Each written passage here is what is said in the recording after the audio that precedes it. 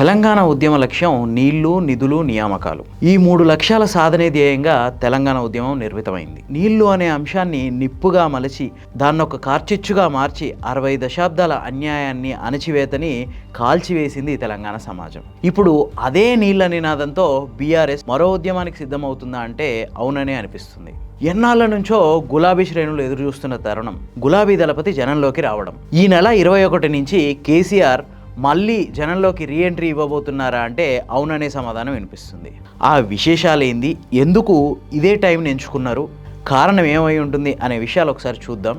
Video పూర్తిగా చూడండి, నచ్చితే లైక్ చేయండి, షేర్ చేయండి. ఇలాంటి మరిన్ని మంచి వార్తల కోసం ది ఫోర్త్ ఎస్టేట్ ఛానల్ని సబ్స్క్రైబ్ చేసుకోండి. 2018 అసెంబ్లీ ఎలక్షన్స్ అయిపోయిన తర్వాత కేసీఆర్ దాదాపు ఆయన ఫామ్ హౌస్కే పరిమితం అయిపోయిందని చెప్పొచ్చు. 2019 పార్లమెంట్ ఎలక్షన్స్లో బయటకు వచ్చినా అది జస్ట్ బస్సు యాత్రకే పరిమితమైంది. ఆ తర్వాత ఎక్కడైనా 1-2 మీటింగ్లో పాల్గొన్నా ఒక 10 నిమిషాలు 20 నిమిషాలు, అంతకుమించి ఆయన ప్రసంగించింది లేదు, మాట్లాడింది లేదు. అంతెందుకు అసెంబ్లీకి కూడా కేవలం 2 ఏళ్లలో 2 అంటే 2 సార్లు వచ్చింది. ఈ నేపథ్యంలోనే ఆ గులాబీ శ్రేణుల్లో ఒక రకమైన నిరుత్సాహం నెలకొంది. అలా అని ఆ పార్టీ ప్రజా సమస్యల మీద పోరాటం ఏం ఆపలేదు. కేటీఆర్, హరీష్ రావుతో పాటు ఆ పార్టీ సీనియర్ నేతలందరూ దాదాపు నిత్యం ఏదో ఒక సమస్య మీద మాట్లాడుతూనే ఉండడం, జనంలో ఉండడం, రాజకీయాలు చేస్తూ ఉండడం, ఇదంతా జరుగుతూనే ఉంది. కానీ ఎక్కడో ఒక చిన్న లోటు మాత్రం అట్లనే ఉండిపోతుంది. అదే కేసీఆర్ జనంలోకి రావడం. సాధారణంగా ఎంత పెద్ద రాజకీయ నేత అయినా కొన్నాళ్ళు జనానికి దూరంగా ఉంటే, లేదంటే యాక్టివ్ పాలిటిక్స్కి దూరంగా ఉంటే ప్రత్యర్థులే కాదు జనం కూడా మర్చిపోయే పరిస్థితి ఉంటుంది. కానీ 2 ఏళ్లుగా కేసీఆర్ దర్శనం మబ్బుల్లో చంద్రుడిలా దోబూచులాడుతున్నా కూడా ఇప్పటికీ ప్రత్యర్థులలో ఆయన పేరు నానుతూనే ఉంది. ఆయన క్రేజు ఏమాత్రం తగ్గలేదు. సో ఏదైతే ఏంది, ఎట్టకేలకు చాలా గ్యాప్ తర్వాత డిసెంబర్ 21వ తారీఖున తెలంగాణ భవన్లో కేసీఆర్ ఆధ్వర్యంలో ఆ పార్టీ విస్తృత స్థాయి సమావేశం జరగబోతుంది. ఈ సమావేశంలో ఆ పార్టీ ఎమ్మెల్యేలు, ప్రజాప్రతినిధులతో పాటు రాష్ట్ర స్థాయిలో కీలక నేతలు, లోక్సభ ఎంపీలు లేకున్నా 4 రాజ్యసభ ఎంపీలు ఉన్నారు. వీళ్ళందరూ ఆ సమావేశంలో పాల్గొనేలా కేసీఆర్ ప్లాన్ చేస్తున్నారంట. సో మరెందుకు ఈ సమావేశం అంటే వాళ్ళు ప్రధానంగా చెప్తుంది ఏంటంటే ఈ నీళ్ల పంచాయతీలు మనకు స్టేట్ డివైడ్ అయినప్పటి నుంచి ఏపీతో విపరీతంగా నీళ్ల పంచాయతీలు మొదలైనవి. ఈ నీళ్ల పంచాయతీల విషయంలో కాంగ్రెస్ ప్రభుత్వం కొంత అవగాహన లోపంతో, అట్లాగే కొంత చూసి చూడనట్లు వదిలేస్తుంది అని చెప్పి బీఆర్ఎస్ మొదటి నుంచి ఆరోపించుకుంటూనే వస్తుంది. అది పోలవరం బనకచెర్ల ప్రాజెక్టు విషయంలో అయినా, లేదంటే కావేరీ గోదావరి అనుసంధానంలో అయినా తెలంగాణ ప్రజల ప్రయోజనాలకు వ్యతిరేకంగా అవతల రాష్ట్రాలు కానీ కేంద్ర ప్రభుత్వం కానీ ప్లాన్లు చేస్తున్న ఇక్కడున్న గవర్నమెంట్ దాన్ని ఆపోజ్ చేయట్లేదు అనే విషయం ఎప్పటి నుంచో బీఆర్ఎస్ ఆరోపిస్తుంది. దానికి అనుగుణంగానే ఇప్పుడు ఒక ఉద్యమ నిర్మాణానికి ప్లాన్ చేస్తుంది.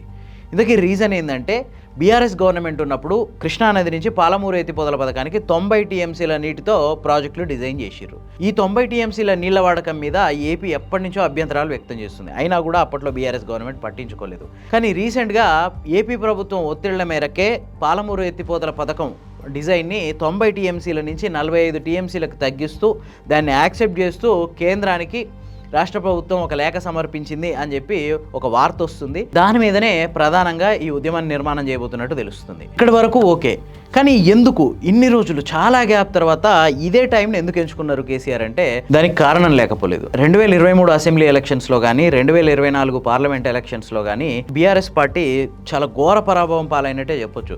వాస్తవానికి కాంగ్రెస్ పార్టీ పెద్దగా మెజారిటీ సాధించినట్టు కనిపించకుండా గ్రామీణ ప్రాంతాలకు వస్తే పూర్తిగా ఒక విధంగా చెప్పాలంటే ఒక 4 జిల్లాల్లో క్లీన్ స్వీప్ కాంగ్రెస్ అన్నట్టే చెప్పుకోవచ్చు. మొత్తం గ్రామీణ ప్రాంతాల్లో జీహెచ్ఎంసీని వదిలేస్తే మిగతా గ్రామీణ ప్రాంతాల్లో 94 నియోజకవర్గాలు ఉంటే 65 నియోజకవర్గాల్లో కాంగ్రెస్ దాని మిత్రపక్షం సిపిఐ గెలిచినాయి. సో బంపర్ మెజారిటీతో గెలిచినట్టే లెక్క కాంగ్రెస్. ఆ తర్వాత ఇక ఎంపీ ఎలక్షన్స్ అయితే మనం చెప్పనవసరం లేదు, మొత్తం బీఆర్ఎస్కి 1 సీటు కూడా రాలేదు. కానీ చాలా రోజుల తర్వాత సర్పంచ్ ఎలక్షన్స్లో బీఆర్ఎస్ పార్టీ మంచి విజయాల్ని నమోదు చేసుకుంటుంది.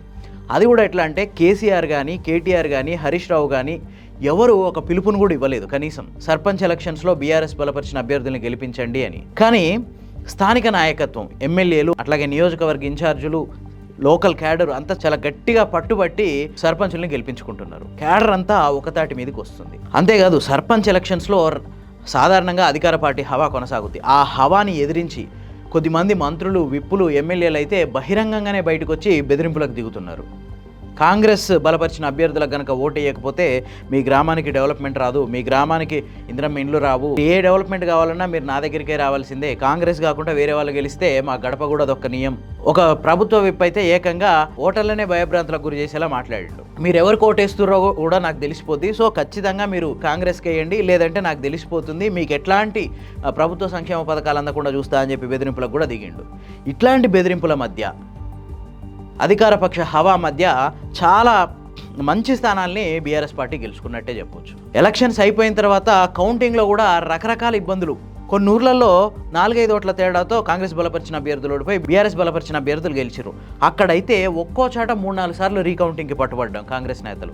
అధికారులు కూడా చాలాసేపటి వరకు అధికార పార్టీకి అనుకూలంగా ఎట్నో ఒకట్ల రిజల్ట్ని మార్చేద్దామని ట్రై చేసినా కూడా అక్కడ అయ్యే అవకాశం కనిపించలే. బీఆర్ఎస్ క్యాడర్ అంతా గట్టిగా కూర్చొని ఆ ఊర్లను గెలిపించుకుంది.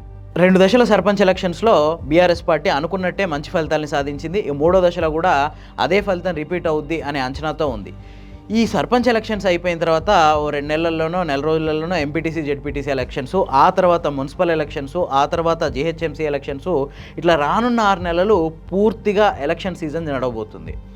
ఆ తర్వాత ఇప్పటికే జనగణన కోసం కేంద్రం ప్రయత్నాలు మొదలుపెట్టింది. 2026 ఎండింగ్ వరకు జనగణన కనుక కంప్లీట్ అయిపోతే 2027లో అసెంబ్లీ నియోజకవర్గాల డీలిమిటేషన్ జరుగుతుంది. సో అది అయిపోయిన తర్వాత ఏ క్షణమైనా జమిలీ ఎలక్షన్స్ రావచ్చు అనే అభిప్రాయం దేశవ్యాప్తంగా నెలకొనుంది.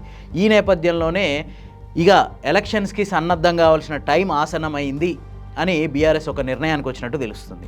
అందుకే కేసీఆర్ ఇక జనంలోకి రీఎంట్రీ ఇవ్వాల్సిన సమయం ఆసన్నమైంది అని చెప్పి నిర్ణయించుకొని ఈ నెల 21వ తారీఖున దానికి ప్రారంభ సూచికగా బీఆర్ఎస్ విస్తృత స్థాయి సమావేశానికి సంకల్పించిండు అని చెప్పి చెప్తున్నారు.